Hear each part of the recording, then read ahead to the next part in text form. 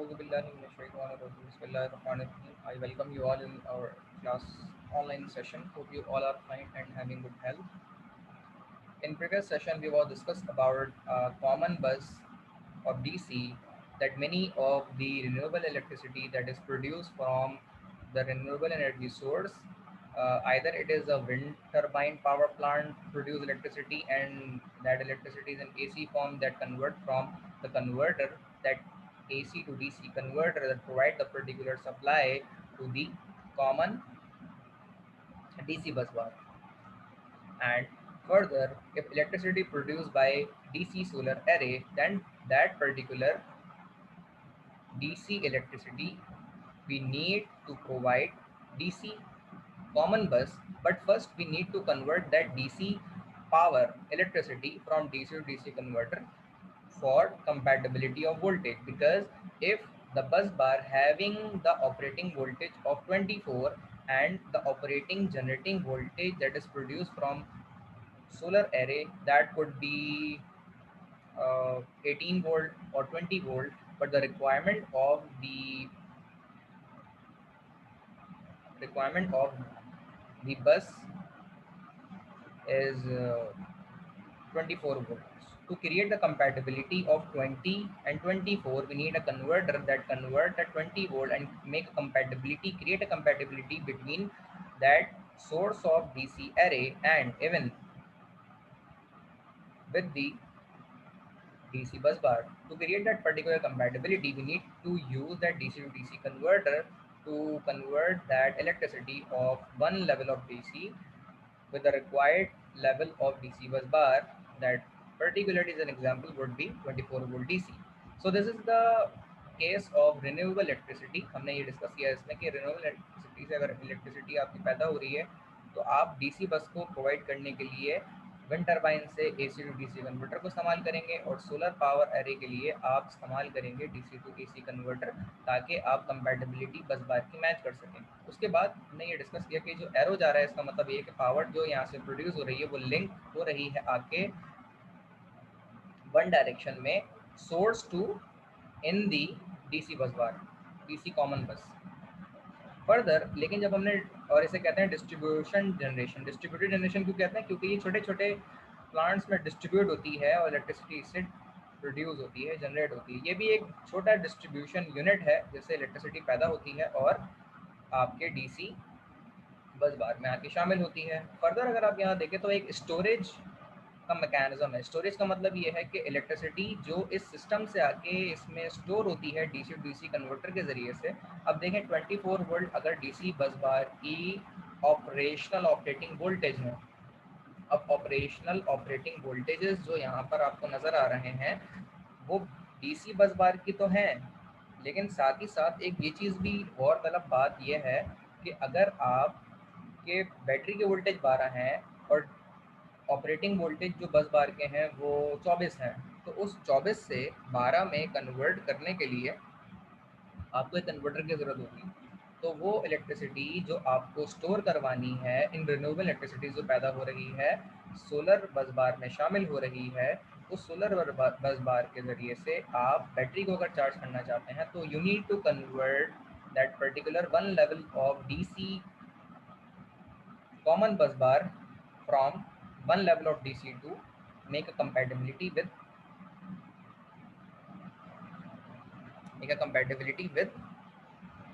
DC battery. So we need to convert that converter of DC to DC. As an example operating voltage जो इस common DC bus बार के हैं वो 24 हैं, लेकिन बैटरी के 12 हैं। तो 24 से 12 में वोल्टेज को कन्वर्ट करने के लिए डीसी टू डीसी कन्वर्टर की ज़रूरत है। तो ये स्टोरेज इस तरीके से फुलफिल हो सकती है।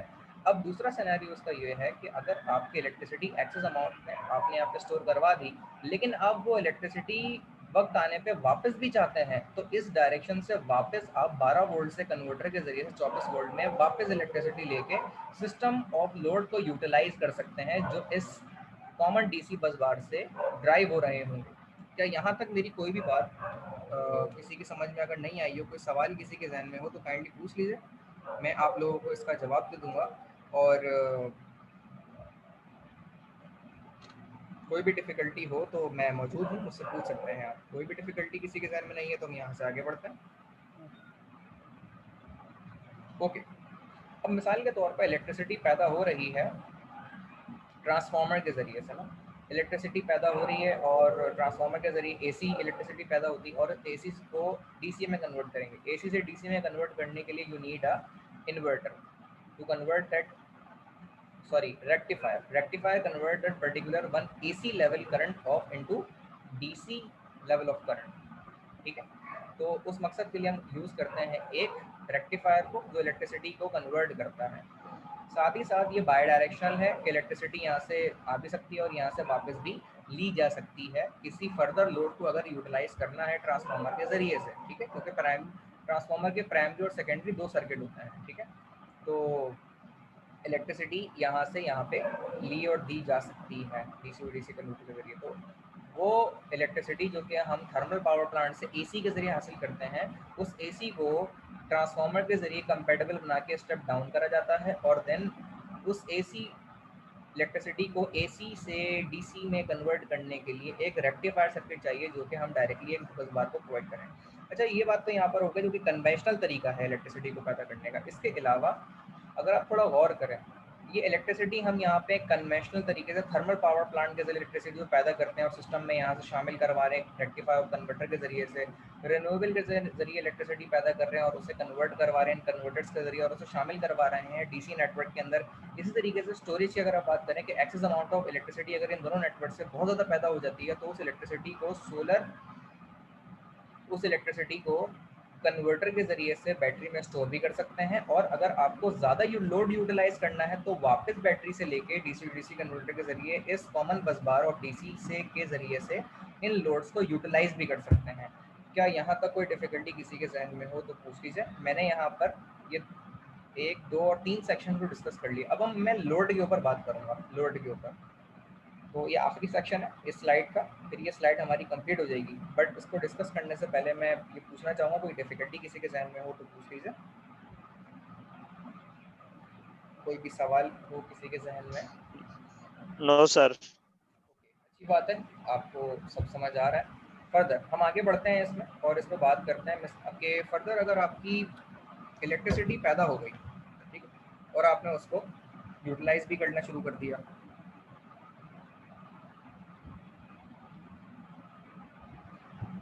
अब होता यह है कि इलेक्ट्रिसिटी को यूटिलाइज करने के लिए आपने ना एलईडी को चलाना है और सेवर को चलाना है। ठीक है, एनर्जी सेवर भी डीसी पे चल जाता है लेकिन वो हमें देखने की ज़रूरत है कि किस वोल्टेज की ऑपरेटिंग है। इसके ऑपरेटिंग वोल्टेज डिफरेंट होंगे, इसके ऑपरेटिंग वोल्टेज डिफरेंट होंगे। तो हमें यहाँ पर डीसी को लोड यूटिलाइज के लिए DC to DC converter required हो, क्योंकि ये 5 वोल्ट पे चल रहा होगा, ये 24 वोल्ट पे चल रहा होगा लेट से, तो इनके लिए कन्वर्टर रिक्वायर्ड होता है। अगर आप वो देखें ना, जो एलईडीज़ हैं जो 25 वाट की हो गई, 12 वाट की हो गई, 13 वाट की हो गई, या 25 वाट 50 वाट, इन एलईडीज़ के डीसी ड्राइवर्स होते हैं। डीसी ड्राइवर समझ रहे हैं? वो ड्राइवर सर्किट वो होते हैं जो कन्वर्ट करते हैं डीसी 1 लेवल को दूसरे डीसी लेवल के अंदर, और फिर जो एलईडी का एरे है उसको यूटिलाइज किया जाता है। अच्छा, फर्दर मोर उसके बाद हम ये करते हैं कि अगर हमें एलईडी या सिस्टम को चलाना है, अच्छा ये सारे की सारी चीज़ें यूटिलाइजेशन जो है ये सब का सब डीसी पे चल रहा होता है। आई थिंक सब लोग जानते होंगे हमारा लैपटॉप चार्जिंग भी डीसी पे होता है और हमारा मोबाइल चार्ज भी डीसी पे होता है, बैटरी जो हमारी चार्ज होती हैं वो भी डीसी पे होती हैं, इलेक्ट्रिक कार जो हमारी चार्ज होती हैं वो भी डीसी पे होती हैं, और हमारे बहुत सारे इलेक्ट्रॉनिक सर्किट्स हैं जो कि डीसी पे चल रहे होते हैं। तो जितने भी इलेक्ट्रॉनिक अप्लायंसेज उन सब के अंदर एक रेक्टिफिकेशन का सर्किट लगा हुआ होता है जो यूटिलिटी ऑफ इलेक्ट्रिसिटी से जो इलेक्ट्रिसिटी हमें हासिल होती है हम उसे एसी से डीसी में कन्वर्ट करते हैं, एसी से डीसी में कन्वर्ट करते हैं और उन लोड्स को चलाते हैं। लेकिन अगर आपके पास डीसी डिस्ट्रीब्यूशन का सिस्टम है, डीसी डिस्ट्रीब्यूशन और एसी डिस्ट्रीब्यूशन, इन दोनों में फ़र्क होता है। अब डीसी डिस्ट्रीब्यूशन क्या होती है कि आपकी एक डीसी कॉमन बस बार है जो कि लगी हुई है लेट से, यहाँ से इलेक्ट्रिसिटी एक कांस्टेंट वोल्ट में मिल रही है, लेकिन आपकी अप्लायंस को चलने के लिए किसी और लेवल का डीसी रिक्वायर्ड है। तो लाजमी बात है कि आपको डीसी टू डीसी कन्वर्टर लगाना पड़ेगा, ठीक है, ताकि इस पीसी को लेट से मुझे चलाना है। तो आप जानते हैं कि इसकी एक पावर सप्लाई होती है और इसके अलावा ये जो आपके एलसीडी या एलईडी का मॉनिटर आपको नज़र आ रहा है, इनके अंदर भी डीसी के ऑपरेटिंग सर्किट्स लगे हुए होते हैं, तो इनमें कन्वर्जन डायरेक्टली की जाती है। तो अब यहाँ पे भी इसको चलाने के लिए DC to DC converter required होगा। फर्दर हम बात करते हैं इलेक्ट्रिक कार, जो हमारी इलेक्ट्रिक चार्जिंग कार होती हैं, उन चार्जिंग कार्स को यूटिलाइज करने के लिए हम डीसी टू डीसी कन्वर्टर का इस्तेमाल करते हैं। ये बहुत हाई चार्जिंग सिस्टम इसमें लगा हुआ होता है, जो कि हाई वोल्टेज के ऊपर अमूमन चार्ज किया जाता है, लेकिन परमिसेबल लिमिट के मुताबिक। बहुत ज़्यादा वोल्टेज के ऊपर अगर बैटरी को चार्ज कर देंगे तो उसके दो नुकसान होंगे।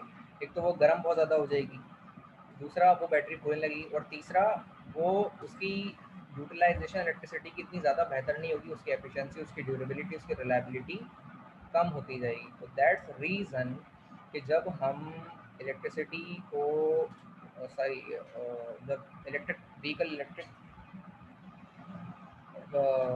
व्हीकल को चार्जिंग सिस्टम के जरिए चार्ज करते हैं, तो एक ऑपरेटिंग नॉमिनल वोल्टेज पर चार्ज करते हैं, और इसके फास्ट चार्जिंग सिस्टम इसलिए बनाए जाते हैं ताकि ये क्विक वे में चार्ज हो सके। आखिर में कुछ हमारे लोड सेल्स होते हैं जिनको हमें, या कुछ इस तरह के सेल्स होते हैं, या कुछ ऑपरेटिंग इस तरह के डिवाइसेस होते हैं जिनको चलाने के लिए भी सप्लाई प्रोवाइड होती है। ये डायरेक्टली किसी भी वोल्ट के ऊपर आके इलेक्ट्रिसिटी को स्टोर कर लेते हैं, एज अ लोड यूटिलाइजेशन के तौर पे काम करते हैं। तो ये हमारा एक डीसी डिस्ट्रीब्यूशन के पॉइंट ऑफ व्यू से हमने डिस्कस किया है कि इनमें क्या क्या पॉसिबिलिटी सकती हैं, इनमें प्रॉन्स एंड कॉन्स डिस्कस किए हैं, इनमें क्या चीज़ें बेहतर हैं, इनके हमने एरेज डिस्कस किए हैं। अब एक चीज़ जहन में रखेंगे, डीसी का एक कॉमन बस तो है, लेकिन ये डीसी का एक ग्रिड भी बना हुआ है। इस ग्रिड से इलेक्ट्रिसिटी की अगर डायरेक्शन को आप देखें, जो कि यहाँ से इन होकर सिस्टम में आ रही है, जो कि डीसी की ग्रिड ऑफ कॉमन बस बार है। इलेक्ट्रिसिटी जो स्टोरेज है उसमें आ भी सकती है और उससे वापस भी ले सकती है, ये डायरेक्शन भी है। और अगर इसको हम देखें तो ये ग्रिड इंटरफेस की टर्मिनोलॉजी है, यहाँ से इलेक्ट्रिसिटी आ भी सकती है और यहाँ भी जा सकती है। अब इसको अगर आप देखें तो इलेक्ट्रिसिटी यहाँ सिर्फ यूटिलाइज होगी, यहाँ से अब इलेक्ट्रिसिटी वापस ले नहीं सकते। यहाँ इलेक्ट्रिसिटी आपको यूटिलाइज करवानी है, या आपके डीसी लोड्स हैं जो आपको चलवाने हैं। लेकिन अगर एक सवाल यहाँ पे ये पूछा जाए कि जनाब के अगर मुझे एसी लोड चलाना पड़ जाए, जैसे मुझे अपने घर का पंखा चलाना है, रेफ्रिजरेटर चलाना है, फ्रिज चलाना है, घर के पानी की मोटर चलानी है एसी के ऊपर लोड, तो मैं इस बस के ज़रिए से कैसे चला सकूँगा उसको? कोई इसका जवाब देगा? तो DC to AC inverter use करना पड़ेगा। डीसी टू एसी इन्वर्टर इस्तेमाल करना पड़ेगा। तो डीसी टू एसी इन्वर्टर के ज़रिए से हम बिल्कुल उस लोड को चला सकेंगे। अब इसमें इम्पॉर्टेंट चीज़ ये है कि यहाँ पे वो मेंशन नहीं है, क्योंकि हम सिर्फ डीसी लोड को चलाना चाहते हैं। लेकिन एग्ज़ाम में अगर आपसे पूछ लिया गया कि अगर मैं एक सिस्टम के ज़रिए से ये यूज़ करता हूँ और उस एसी लोड भी मुझे चलाना है, जो कि पर्टिकुलरली डिफरेंट डिफरेंट वोल्टेज के हिसाब से हो, तो वो किस तरह हम इस्तेमाल कर सकते हैं? तो उसका बिल्कुल यही जवाब होगा कि हम एक कन्वर्टर इस्तेमाल कर सकेंगे। जैसे ये कन्वर्टर्स है ना, डीसी टू डीसी के, तो डीसी टू एसी के कन्वर्टर्स को हम इस्तेमाल करेंगे, जो कि हम एसी लोड को यूटिलाइज कर सकेंगे। तो इस तरीके से हम अपने एसी लोड को चला सकते हैं और एसी लोड को यूटिलाइज कर सकते हैं डीसी बस बार के ज़रिए से। यहाँ तक कोई डिफ़िकल्टी किसी के जहन में हो, सवाल हो, तो पूछ लीजिए। यहाँ हम डिस्कस कर लेंगे। कोई कॉन्सेप्ट किसी के जहन में नया हो जो कि मैंने डिस्कस नहीं किया, उससे रिलेटेड जो आपके जहन में आ रहा हो, तो वो डिस्कस कर लें, कुछ पूछ लें स्लाइड में समझिए, क्योंकि ये एक इंटर कनेक्टेड और इंटर रिलेटेड ब्लॉक डायग्राम है डीसी डिस्ट्रीब्यूशन सिस्टम के अंदर, जो इलेक्ट्रिसिटी आप डिफरेंट डिफरेंट वेज से पैदा करते हैं और उसे यूटिलाइज करते हैं। तो वो पूरी की पूरी एक फंक्शनैलिटी डीसी डिस्ट्रीब्यूशन की पूरी नेटवर्क वाइज यहाँ पे दी गई है। यहाँ तक कोई सवाल, कोई कॉन्सेप्ट पूछ लें, कोई सवाल किसी के जहन में हो तो? नो सर,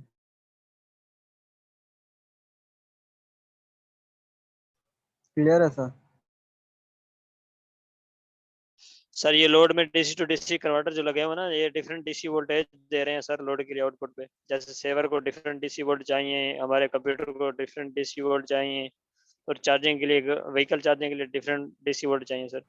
जी जी जी, बिल्कुल बिल्कुल। अच्छा, इन मकासद के लिए ही यहाँ पे कन्वर्टर लगाए जा रहे हैं। तो ये देखें कितनी अलग अलग कैटेगरीज के लगाने पड़ेंगे। अच्छा, फिर उसके बाद आपको ये भी देखना पड़ेगा कि आप जो भी लोड यूटिलाइज करना चाह रहे हैं ना, वो लाजमी लाजमी तकरीबन सेम कैटेगरी का हो, तो आपको अलग अलग कन्वर्टर लगाने की नौयत नहीं आएगी। समझ रहे हैं इस बात को? तो अलग अलग लगाने की नौबत नहीं आएगी अगर आप एक ही कैटेगरी के लोड यूटिलाइजेशन और रेटिंग के ऊपर काम करें। तो ये कॉस्ट तकरीबन आपकी एलिमिनेट हो सकती है अगर आप ऑपरेटिंग एक ही लेवल के ऊपर इन डिवाइसेस को मैन्युफैक्चर करें तो। Example sir ji directly sir DC to AC converter लगा दें तो जी LEDs और इन सब में सर ऑलरेडी इनके अपने सर्किट्स होते हैं जो उस, उसको यूज कर सकते हैं खुद से ही। जी बिल्कुल, ये एक जवाब बिल्कुल है, लेकिन मैं इस सिनेरियो में बात नहीं कर रहा हूँ। मिसाल के तौर पे हम गांव बोर्ड की बात करते हैं, वहाँ आपने देखा होगा वहाँ पे जनरेशन होती ही डीसी में, सोलर से पैदा करते हैं। डीसी के फ्रिज हैं वहाँ पे, डीसी के पंप हैं, डीसी की लाइटें हैं, डीसी के पंखे हैं, और तो और डीसी के टेलीविजन भी है। क्या ऐसा है? Yes sir. और हर चीज़ 12 वोल्ट पे है। तो वोल्टेज उनका सेम रखा गया है ना फिर ऑपरेटिंग के लिहाज से। अब ये बात मैंने की तो इसको जस्टिफाई मैंने किया ना मेरे भाई। जी सर। मैं ये बात कह रहा था कि आप अलग अलग बजाय वोल्टेज रखने के इनके ऑपरेटिंग वोल्टेज लेवल अगर एक जैसे रख लें तो उससे फ़ायदा ये होगा कि आप एक ही ऑपरेटिंग वोल्टेज लेवल के ऊपर इन डिवाइसेस को ऑपरेट कर सकेंगे, चला सकेंगे, और ज़िंदगी आसान हो जाएगी। दूसरा जो आपने ऑप्शन दिया बिल्कुल बेहतरीन है, वो ये है कि भाई सारी अप्लाइंसेस जो है ना वो कर लो एसी, सबका सब एसी करो, और आप डायरेक्टली डीसी से एक ही कन्वर्टर लगा दो जो कि डीसी टू एसी कन्वर्ट कर रहा हो, और सिर्फ मतलब मल्टीपल लगा दो कन्वर्टर जो कि एसी में करें और सारी एसी की अप्लायंसेस इससे चला लें। तो दूसरा सोल्यूशन एक ये हो सकता है, तो ये कहलाती है डीसी डिस्ट्रीब्यूशन, और DC distribution with AC load utilization. ठीक है, DC generation, DC utilization, DC generation, AC utilization. क्या ये दोनों बातें कॉन्सेप्ट जो मैंने डिटेल में भी बताई हैं, क्या क्लियर है सारी बातें? जी जनाब। कोई डिफ़िकल्टी किसी के जहन में हो अगर तो मुझसे पूछ लीजिए।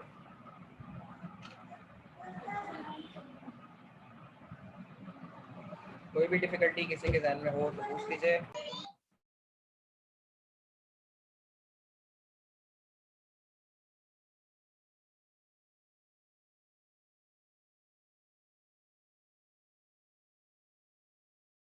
अच्छा जी, यहाँ तक अगर इस डायग्राम को आप देखें तो इसमें भी एक बड़ी यूनिक सी चीज़ दिखाई गई है। मैं प्रोटेक्शन स्कीम, प्रोटेक्शन सर्किटरी के हवाले से बात कर रहा था कि जब भी आप इसे कनेक्ट करते हैं तो लाजमी इसमें प्रोटेक्शन स्कीम, प्रोटेक्शन सर्किटरी को इस्तेमाल करना ज़रूरी है। मिसाल के तौर पे सोलर पैनल्स इलेक्ट्रिसिटी के ज़रिए से जो पैदा कर रहे हैं एनर्जी, या विंड टर्बाइन के अंदर रिन्यूएबल एनर्जी से इलेक्ट्रिसिटी पैदा कर रहे हैं, या फिर स्टोरेज एनर्जी सिस्टम के अंदर इलेक्ट्रिसिटी आपने स्टोर की थी और वापस इसको रिट्रीव कर रहे हैं, तो इन तीनों तरीके से आप कन्वर्टर के ज़रिए से एक डीसी इलेक्ट्रिसिटी हासिल कर रहे होंगे, जो कि आप एक डीसी बस बार बस सिस्टम को प्रोवाइड कर रहे हैं। ठीक है, ये आधी बात यहाँ तक समझ आ गई सब लोगों को?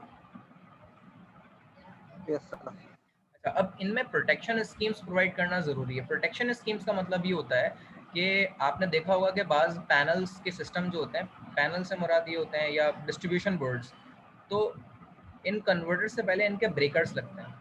यहाँ पे भी ब्रेकर लगता है और यहाँ पे भी ब्रेकर्स लगते हैं, ताकि इलेक्ट्रिसिटी को इंटरप्ट करना हो, ट्रिप करना हो, ऑन ऑफ करना हो, तो वो सारी चीज़ें ब्रेकर के ज़रिए हो सकें। क्या ये बात दुरुस्त है? सब लोगों ने देखा है कि ब्रेकर्स लगे हुए होते हैं? जी यस सर। सर, बिल्कुल। अच्छा, साथ ही साथ इनकी प्रोटेक्शन स्कीम के साथ साथ रिलेज भी लगी हुई होती हैं, जो इनमें परमिसिबल अगर वोल्टेज ज़्यादा हो जाए, ओवर करंट पे ऑपरेट होने लग जाए, हीट डेसिपेशन हो जाए उनमें ज़्यादा, तो इन मकासद के लिए भी उनमें रिलेज लगाई जाती हैं, जो कि प्रोटेक्शन पर्पस की सिनेरियो को फुलफिल करता है। अब इन कन्वर्टर जो कि डीसी टू डीसी कन्वर्ट करते हैं, एसी टू डीसी कन्वर्ट करते हैं इलेक्ट्रिसिटी, और डीसी टू डीसी इलेक्ट्रिसिटी को कन्वर्ट करते हैं, इनके एंड्स के ऊपर भी ब्रेकर्स स्कीम लगी हुई होती है, जो कि इलेक्ट्रिसिटी को प्रिवेंट करते हैं, प्रोटेक्ट करते हैं। तो अगर एग्जाम में आपसे पूछा जाए कि जी यहाँ पर अगर मुझे प्रोटेक्शन स्कीम लगानी पड़े तो वो कहाँ लग सकेगा ब्रेकर? यहाँ लाइन में, यहाँ लाइन में, यहाँ लाइन पे ब्रेकर कैसे लगा सकते हैं? इनमें ब्रेकर लगाने का बहुत आसान तरीका है कि आप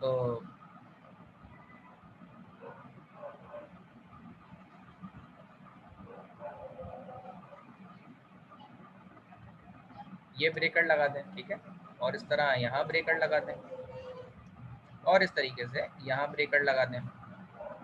फर्दर ये आपके breakers protection scheme single line diagram के पॉइंट ऑफ व्यू से मैं बात कर रहा हूँ, ठीक है, सिंगल लाइन डायग्राम के पॉइंट ऑफ व्यू से मैं बात कर रहा हूँ, तो उसके मुताबिक आप इस चीज़ को लगा सकते हैं। इसी तरीके से आप यहाँ पे भी ब्रेकर और प्रोटेक्शन स्कीम लगा सकते हैं, रिलेज लगा सकते हैं, ठीक है। सिंगल लाइन डायग्राम में ये अमेंडमेंट है जो आप करके बता सकते हैं कि जी ये चीज़ मॉडिफिकेशन है कि प्रोटेक्शन स्कीम के तौर पे ब्रेकर्स को हम लगा के इस तरह कर सकते हैं, ठीक है। यहाँ तक कोई डिफिकल्टी होपफुली नहीं होगी। फर्दर नो वही सर। चीज़ यहाँ पे भी इम्प्लीमेंट कर सकते हैं कि अगर आपको लोड यूटिलाइज करना है डीसी का, यहाँ पे लेट से आप लगा सकते हैं। डायग्राम एग्जाम में इस तरह की तो नहीं मिलेगी, एक रेलेवेंट सिनेरियो एग्जाम में पूछा जाता है तो आप उसको किस तरीके से फुलफिल करेंगे और उसका जवाब देंगे, ये मैं उस एस्पेक्ट के हवाले से बात कर रहा हूँ। तो ये आप सिनेरियो में इम्प्लीमेंट कर सकते हैं। उसके बाद अगर आपको मेन ग्रिड से कनेक्ट करना है, ठीक है, अच्छा हमने बात कर ली इलेक्ट्रिसिटी पैदा होती है, प्रोटेक्शन स्कीम, सर्किट ब्रेकर की स्कीम यहाँ पे कनेक्ट करते हैं, साथ साथ रिलेज भी लगाते हैं। रिलेज लग सकती है यहाँ से कन्वर्टर की रिलेज की, आपके परमिसिबल वोल्टेज अगर ऐसे ना मिल रहे हो तो वो उसको इंटरप्ट करवा दे रिले ऑपरेशन के जरिए से, रिले ट्रिप करवा सकती है सर्किट ब्रेकर को कॉन्ट्रैक्टर के जरिए से। फर्दर जो है हमारे जो डीसी बस बार है, ये कॉमन बस बार के जरिए इलेक्ट्रिसिटी के लोड यूटिलाइज करना। मिसाल के तौर पे आप इलेक्ट्रिसिटी प्रोड्यूस आपकी होंगी लेकिन आपको डीसी लोड यूटिलाइज करना है, तो डीसी बस के जरिए आप DC AC to DC convert करें, डीसी लोड यूटिलाइज कर लें। और इसी तरीके से मुख्तलिफ एसी लोड डीसी लोड अगर आपको यूटिलाइज करना है, directly DC to DC load चलाना है, तो उन मकासद के लिए आप कन्वर्टर्स का इस्तेमाल करेंगे और लोड को यूटिलाइज करेंगे। आखिर में हम ये बात करेंगे कि अगर आप लोड को यूटिलाइज नहीं करना चाहते, ये जितना भी है ना ये सेक्शन आपका लेट से ये लोड का है, ठीक है, और ये सारा का सारा सेक्शन जो है आपका ये सोर्स का है, लेकिन ये जो सेक्शन आपको नजर आ रहा है ना ये ग्रिड का है, ठीक है, ये सेक्शन लोड का है, ये जनरेशन का है और ये ग्रिड का है। ग्रिड आपके इस तरह के बहुत सारे नेटवर्क हो सकते हैं, जैसे आप जंबीर में देखें, वहाँ पे बहुत सारे विंड पावर प्लांट्स लगे हुए हैं, सोलर कायदेन सोलर पावर प्लांट देखें तो वहाँ पे इस तरह के बहुत सारे सिस्टम्स लगे हुए होते हैं, तो ये सारे के सारे इंटीग्रेट होते हैं। तो सर्किट ब्रेकर के जरिए, रिलेज के जरिए, मॉड्यूल के जरिए ये मेन ग्रिड से कनेक्ट होते हैं। मेन ग्रिड आपका वो ग्रिड होता है जो इलेक्ट्रिसिटी पैदा होने के बाद डायरेक्टली मेन ग्रिड को कनेक्ट करवाता है। मेन ग्रिड से कनेक्ट करने के लिए एक प्रोटेक्शन के लिए सर्किट ब्रेकर यहाँ पे दिया हुआ है, और इस सर्किट ब्रेकर के बाद अगर आगे हम अगर बात करें तो एक मेन ग्रिड दिया हुआ है। तो ग्रिड से कनेक्ट करने के लिए लाजमी ये बात है कि सिस्टम के ऑपरेटिंग वोल्टेज कंपैटिबल होने चाहिए ग्रिड के ऑपरेटिंग वोल्टेज के साथ, उनका फेज सीक्वेंस, फेज डिफरेंस और फेज सीक्वेंस, फेज फेज के मैग्नीट्यूड्स, और इसके अलावा उनकी फ्रिक्वेंसी, अगर आप एसी ग्रिड में कनेक्ट करना चाहते हैं। लेकिन अगर डीसी ग्रिड में करना चाहते हैं तो उनके ऑपरेटिंग वोल्टेज आप सेम रखें, बाकी उसे आप कनेक्ट कर सकते हैं। यहाँ की जो हमने स्लाइड डिस्कस की है आज के सेशन में यहाँ उसे एंड करते हैं। कोई डिफ़िकल्टी यहाँ तक किसी के जहन में हो तो पूछ लीजिए। सेशन हम यहाँ आज का एंड करते हैं और फर्दर जो सेशन है वो हम नेक्स्ट टाइम कंटिन्यू करेंगे। जी जनाब, ओके सर, कोई डिफ़िकल्टी क्लियर है अगर सर यहाँ किसी के जहन में हो पर। तो पूछ नो लीजिए, सर, हम यहाँ से नो आगे सर, कंटिन्यू करते हैं। Thank you sir. Okay, hopefully सारी चीज़ें आप लोगों को समझ आई होंगी, तो better luck yes sir. Next time. अल्लाह हाफिज़।